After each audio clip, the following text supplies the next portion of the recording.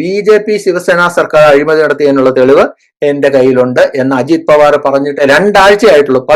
January 13 Krishna Valley development കോർപ്പറേഷന്റെ ഒരു ഫയലായിരുന്നു. ആ ഒരു പ്രോജക്റ്റിനെ കുറിച്ചാണ് പറയുന്നത്. 220 കോടിയുടെ പ്രോജക്റ്റിന് 330 കോടി കോട്ട് ചെയ്യാനുള്ള കാരണം 100 കോടി പാർട്ടി ഖജനാവിലേക്കും 10 കോടി ഓഫീസർമാർക്കും ഉള്ള കാശായിരുന്നു. 100 കോടി പാർട്ടിയുടെ ഖജനാവിലേക്കായിരുന്നു എന്ന് പറയുമ്പോൾ ഏത് പാർട്ടിയുടെ ഖജനാവിലേക്കാ? ഇറിഗേഷൻ മിനിസ്ട്രി, അതായത് ജലസേചന വകുപ്പ് ഭരിച്ചിരുന്ന പാർട്ടി ബിജെപിയുടെ ഖജനാവിലേക്ക് പണം ഉണ്ടാക്കാനുള്ള പണിയായിരുന്നു ഇത് എന്നുള്ളത് അജിത് പവാർ പരസ്യമായിട്ട് പറഞ്ഞു. അതിനുള്ള തെളിവുകൾ തന്റെ പക്കലുണ്ടെന്ന് പരസ്യമായിട്ട് പറഞ്ഞിട്ട് 2 ആഴ്ച കഴിഞ്ഞിട്ടുള്ളൂ. അപ്പോൾ അദ്ദേഹം പെട്ടെന്ന് ഒരു സുപ്രഭാതത്തിൽ വിമാനാപകടത്തിൽ മരിക്കുന്നു. 1.5 പതിറ്റാണ്ട് മുമ്പ് ഇന്ത്യയിൽ നടുക്കിയ 2G സ്പെക്ട്രം കൽക്കരി അഴിമതികൾ നിങ്ങൾക്ക് ഓർമ്മയുണ്ടോ? UPA സർക്കാരിന്റെ പതനത്തിലേക്ക് വഴിവെച്ച ഈ അഴിമതിയെ പുറം ലോകമെത്തിച്ചത് അന്നത്തെ CAG റിപ്പോർട്ടായിരുന്നു. ഇന്നും സമാനമായൊരു റിപ്പോർട്ട് പുറത്തു വന്നിട്ടുണ്ട്. മോദി സർക്കാരിന്റെ അഴിമതി കഥകൾ എണ്ണി പറയുന്ന ആ റിപ്പോർട്ടിനെ കുറിച്ച് മാധ്യമങ്ങളും പൊതുസമൂഹവും പാലിക്കുന്ന മൗനം അമ്പരപ്പിക്കുന്നതാണ്. GST പിരിവ് മുതൽ ആയുഷ്മാൻ ഭാരത് വരെ നീളുന്ന ആയിരക്കണക്കിന് കോടി രൂപയുടെ അഴിമതിയാണ് ഇതിൽ തെളിവ് സഹിതം വ്യക്തമാക്കുന്നത്. ഡിജിറ്റൽ ഇന്ത്യ വഴി 34 ലക്ഷം കോടി രൂപ വിതരണം ചെയ്തുവെന്നും 2.7 ലക്ഷം കോടി ലാഭമുണ്ടാക്കിയതായി മോദി സർക്കാർ അവകാശപ്പെടുന്നുണ്ടെങ്കിലും CAG ഈ വാദങ്ങളുടെ മുനയൊടിക്കുന്നുണ്ട്. ഡിജിറ്റൽ സംവിധാനത്തിനും പഴയ അഴിമതിയുടെ പഴുതുകൾ അടയ്ക്കാൻ കഴിഞ്ഞിട്ടില്ലെന്നാണ് റിപ്പോർട്ട് അടിവരയിട്ട് വ്യക്തമാക്കുന്നത്. ഡിജിറ്റൽ ഇന്ത്യയുടെ കരുത്തായി വിശേഷിപ്പിക്കപ്പെടുന്ന DBT സംവിധാനം വലിയ സുരക്ഷാ പ്രശ്നമാണ് നേരിടുന്നതെന്നാണ് CAG സഞ്ജയ് മൂർത്തി ചൂണ്ടിക്കാട്ടുന്നത്. സംവിധാനത്തിന്റെ അനാസ്ഥ കാരണം 2023 മരണപ്പെട്ടവരുടെ പേരിൽ പോലും പണം വിതരണം ചെയ്യപ്പെട്ടിട്ടുണ്ട്. അതായത് അത്യാധുനിക ഡിജിറ്റൽ സംവിധാനമുണ്ടെന്ന് വീമ്പ് പറയുമ്പോഴും നമ്മുടെ പണം അനർഹരിലേക്ക് പോകുന്നത് തടയാൻ ഇനിയും നമുക്ക് കഴിഞ്ഞിട്ടില്ലെന്നാണ് സാരം. രാജ്യത്തിന്റെ സാമ്പത്തിക നട്ടലായ GST പിരിവിൽ മാത്രം 21,695 കോടി രൂപയുടെ പൊരുത്തക്കേടുകളാണ് ഇതിനോടകം കണ്ടെത്തിയിരിക്കുന്നത്. ഇതിലും ഞെട്ടിക്കുന്നതാണ് RBIയുടെ ഡെപ്പോസിറ്റ് എഡ്യൂക്കേഷൻ ഫണ്ടിലെ കണക്കുകളും. സാധാരണക്കാർക്കും പാവപ്പെട്ടവർക്കും ലഭിക്കേണ്ട ഏകദേശം 1.5 ലക്ഷം കോടി രൂപ 10 വർഷത്തോളമായി ഉപയോഗിക്കപ്പെടാതെ കെട്ടിക്കിടക്കുകയാണ്. രാജ്യത്തെ ക്ഷേമ പദ്ധതികളുടെ നടത്തിപ്പിലെ ഗുരുതരമായ വീഴ്ചയാണ് ഈ കണക്കുകൾ സൂചിപ്പിക്കുന്നത്.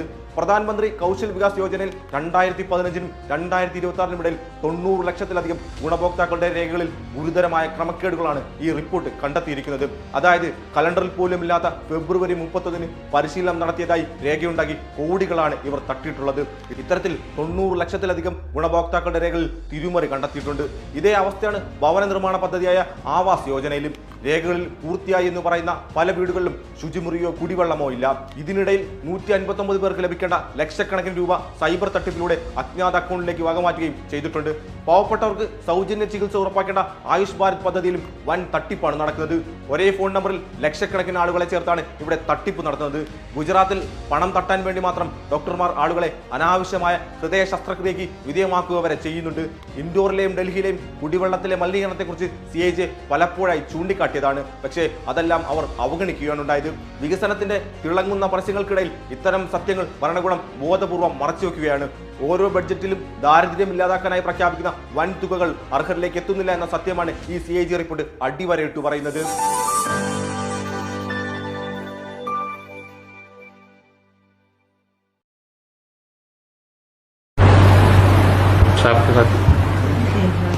बुला लेंगे वो लड़के को अपना तीनों का निकाल ओपी कर रहे हैं ओपी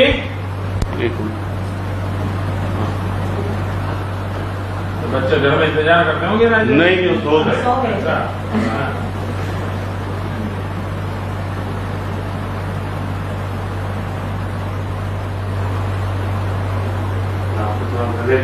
जरूर भैया आप ही हमारे सबको जोबर राधे कृष्ण आपकी जय हो गया। ओके सर आप भी बिजी हो चलिए Radhe.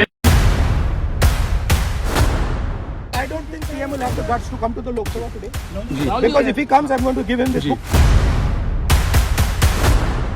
So if PM comes, I will go physically and hand him this book so he can read it. And उनको पता लग जाए कि उनकी सच्चाई क्या है, देश को पता लग जाए. ये सरकार कह रही है कि किताब है ही नहीं. Speaker has said that this book does not exist. Government has said this book does not exist. Rajnath Singh ji has said this book does not exist. Every youngster in India should see that this book exists. Naravane जी की किताब है. इसमें उन्होंने पूरा account लिखा है जो लद्दाख का जो अकाउंट था. और मुझे कहा गया है कि मैं इस बुक को कोट नहीं कर सकता हूँ. They've given it to them. It is still under review. It's been under review for more than a year now.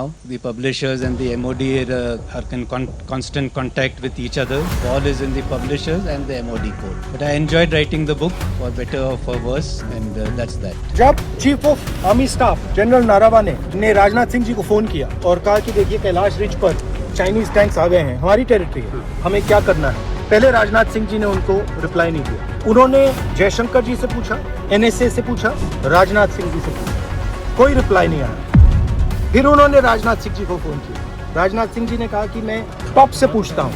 Standing order था टॉप का कि अगर चाइनीज फोर्सेज अंदर आएंगी तो उन पे बिना हमारे पूछे फायर नहीं करना।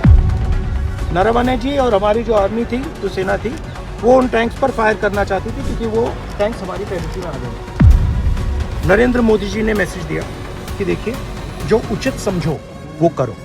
मतलब नरेंद्र मोदी जी ने अपनी जिम्मेदारी पूरी नहीं की। उन्होंने आर्मी चीफ से कहा कि देखो भैया आपको जो करना है करो, मेरी बस की नहीं। नरवाने जी ने साफ लिखा है, आई फेल्ट रियली अलोन, मैं बिल्कुल अकेला था। I was abandoned by the entire establishment. This is what they are scared of me.